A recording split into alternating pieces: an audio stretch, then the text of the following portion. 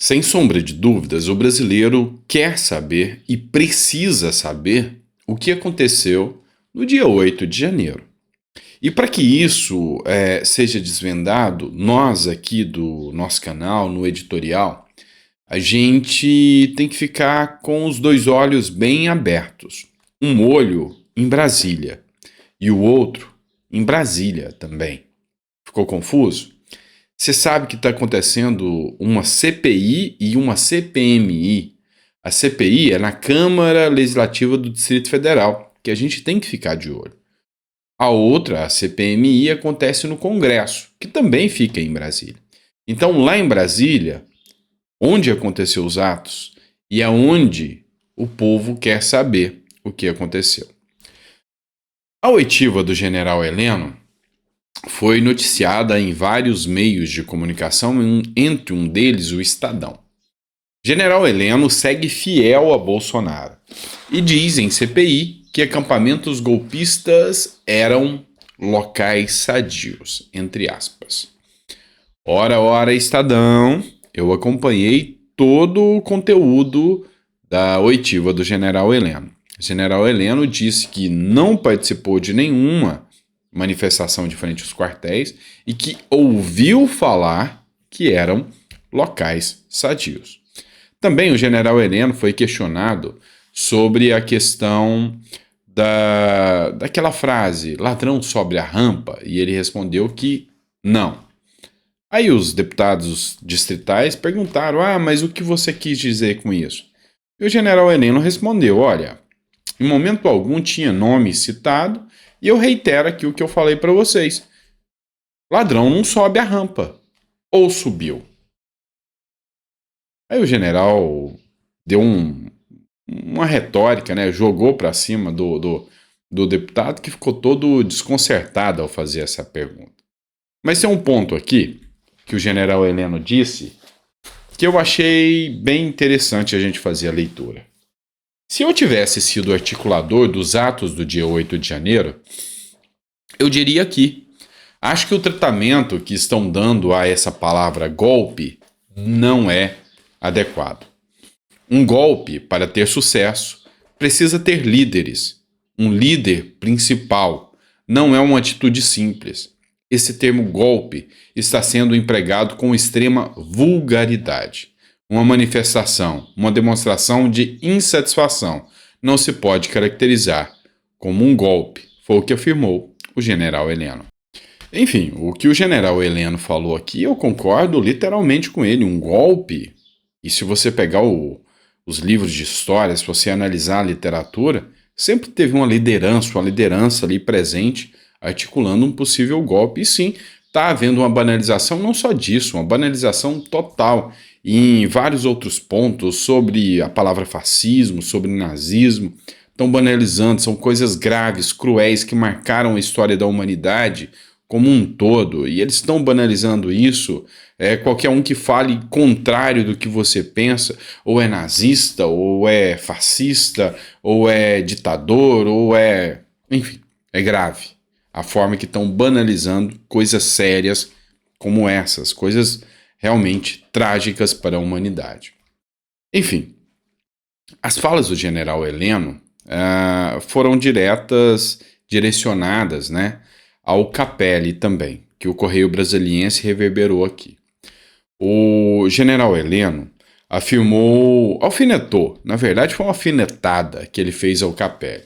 Ele disse que o ex-interventor, porque foi ele que fez a intervenção no Distrito Federal, era mal informado sobre a possível contaminação do GSI. Ou seja, ele dizia que o GSI era contaminado pelo Bolsonaro e o general Heleno falou, esse cara é um mal informado. Capelli ficou bravinho com isso e lembrou que o general Heleno defendeu a ditadura militar.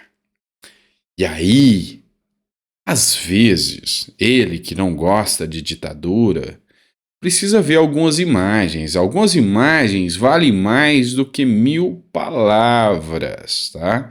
Então ele reclamou que general Heleno defende a ditadura, né? Pois é. O aliado dele, o amiguinho dele, Lula, também. E essa imagem com o Nicolás Maduro aqui demonstra isso. Tanto é que os Estados Unidos começaram a subir o tom contra Lula agora. Os Estados Unidos endossaram críticas a Lula pelas falas, no mínimo, imbecis que foram ditas em relação a Maduro, dizendo que é uma mera narrativa. E os representantes do governo dos Estados Unidos, do Biden, parabenizaram os presidentes do Uruguai e o presidente do Chile por terem rebatido a fala petista, dizendo que não é uma democracia, não é só uma narrativa o que acontece com a Venezuela. A Venezuela é uma ditadura e ponto. E já que a gente já falou do Capelli aqui, né, é interessante a gente lembrar alguns pontos. O ministro dos Direitos Humanos não falou nada, das mulheres não falou nada sobre essa vinda de ditadores aqui. Essa matéria aqui, ó, é publicada na Folha de São Paulo. O Lula já é notícia internacional. No Washington Post, Lula prometeu salvar a democracia. Então, por que abraça Maduro? Eu te dou a resposta, Folha de São Paulo e The Washington Post. Porque os iguais se abraçam. Pessoas que pensam como você, têm afinidade como você, se abraçam com você. Para o jornal americano, o Washington Post aqui, ele critica o fracasso norte-americano em pegar o Maduro. Critica a fraqueza norte-americana, porque Maduro não só não foi pego pela tal grande potência norte-americana, como agora ele vem pagar de estadista, já começa a sua escalada aqui no Brasil, já está começando a ganhar força com alguns outros esquerdistas aí, outros países esquerdistas, como é o caso do Brasil, né? Enfim, e quando eu digo para vocês que Lula pensa como Maduro, eu não estou falando só nas restrições de liberdade, só isso não. Vamos falar da vida luxuosa que eu e você pagamos para ele também, através de uma matéria da Veja aqui para você. Em 5 meses, só 5 meses de governo, Lula já gastou assim a pequena bagatela, quase nada, coisa pouca, 24 milhões de reais em viagens internacionais. Pois é, são 29 dias fora do Brasil que Lula já passou. E essas despesas englobam as missões que foram realizadas pelo presidente e sua comitiva até a coroação do rei Charles. Se você pegar, é quase 1 milhão por dia de viagem que Lula gasta. Afinal, é o socialismo pujante, né? Mas eu tenho más notícias para vocês, tá? Acorda mais cedo, trabalha mais, que a gente tem que continuar bancando as viagens do Lula. Lula e Janja já estão preparados e vão viajar de novo. E só mais uma pergunta. Sincera? Por que a Janja tem que estar em todas as viagens com o Lula? Por que nós temos que bancar as viagens? Qual o papel diplomático que Janja tem em relação ao governo? Por que ela tem que estar em todas as viagens? Não é no mínimo estranho? Não é beneficiamento? Não é se beneficiar pessoalmente do dinheiro público? Ah não, nesse caso não, né? Ô bando de petista, vamos lá.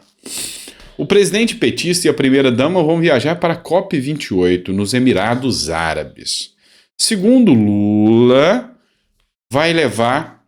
Não, eu vou até colocar aqui para vocês. Eu vou colocar o Twitter aqui.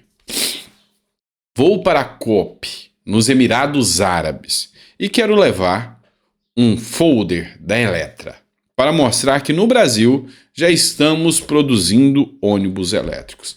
Vai sair mais de 1 milhão, porque nos Emirados Árabes, aí pensa num trem caro só. Aí sim você vai ver o quanto que vai ficar essa brincadeira. E ele vai lá para entregar um folder. Que bonitinho, não ouviu falar na internet ainda, né? Não ouviu? Tenta por fax, tá? Quem sabe é do seu tempo o fax, tenta mandar um fax. Tá de brincadeira com a nossa cara. É a gente, é o brasileiro que banca esse tipo de coisa. E vai bancar mais. Olha só, essa matéria aqui do ES Brasil aqui. Lula quer regalia a mais. ele vai querer uma visão presidencial maior para as viagens dele. Pois é. Batizado como o Aero Lula, né? Após 10 viagens em 6 meses de mandato, Lula solicitou uma aeronave maior para encontros internacionais. A aeronave é gigantesca e utilizada inclusive para abastecer aviões durante voos longos. No voo ele abastece caças. E agora vai ser para o Lula viajar. E aí, para isso acontecer, precisa de uma reforma igual a do Palácio do Planalto. Vai ter sofá e poltrona de luxo? Ah, o bumbum ali é bem sensível. Vai precisar sim, não tenha dúvida disso. Vai ficar ali mais ou menos do preço do Palácio do Planalto? Não, vai ficar mais caro. Não tenha dúvidas disso, porque reformar um avião não é brincadeira. Só para fazer a estrutura da internet que Lula reclamou, dizendo que a internet do avião presidencial é muito ruim, precisa de uma internet melhor. Só para ter a internet melhor do avião presidencial, vai ter que desmontar toda a fuselagem do avião, passar cabos e tudo para colocar a internet perfeita para o Lula. É importante para um presidente ter? É. É importante tanta viagem? Não, envergonha a gente cada vez que ele vai. Mas a grande questão é, o assunto aqui do vídeo é, nós vamos pagar essa conta. Nós vamos pagar essa conta, tá certo? Obrigado por ter ficado até o final do vídeo. É sempre um prazer estar aqui com você, já entrando à noite aí. E eu espero que você esteja gostando do nosso editorial. Coloca no comentário se ficou até o final. A gente está tentando não estender muitos vídeos no sábado e no domingo para vocês, tá bom? Grande abraço, fica com Deus e até o próximo editorial.